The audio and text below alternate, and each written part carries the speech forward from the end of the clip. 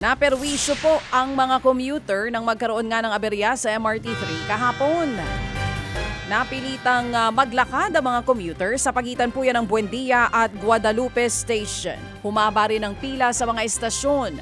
Ang ibang pasahero nagkanya-kanya ng diskarte para makahanap ng masasakyan.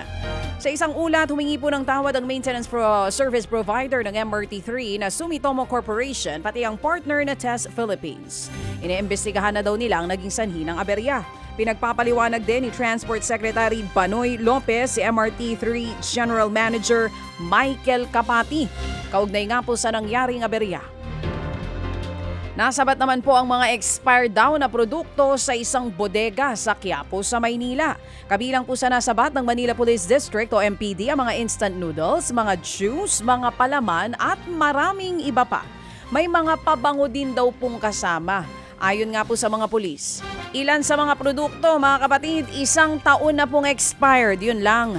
Pinapalitan lang daw ng expiry date na nakalagay sa mga produkto gamit po ang isang gadget. Inaresto po ang 2 tindera at 3 lalaking kasabwat daw sa pagpapalit ng nakalagay na expiry date. Mahaharap po sila sa mga reklamong paglabag sa Consumer Act of the Philippines at Food Safety Act. Saan nila nakuha yun? Hindi ba? Yung mga expired na saan? Sa iba pang balita, arestado pong isang lalaking nang molestya daw ng sariling pamangkin. Diyan naman po yan sa Quezon City. 1 taon din pong nagtago ang suspect bago nahuli ito.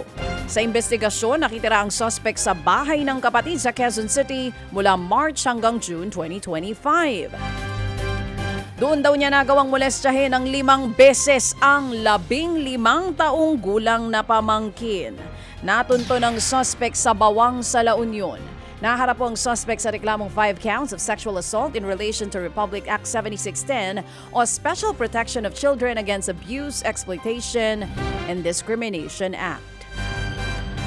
Mga kapatid, patuloy po kayong tumutok sa 105.9 True FM para sa totoong balita, impormasyon, music and entertainment. Mag-subscribe sa aming YouTube channel at podcast at sundan nyo kami sa Facebook, Instagram, X at TikTok sa True Network PH. Bisitahin din po ang aming official website, truefm.ph.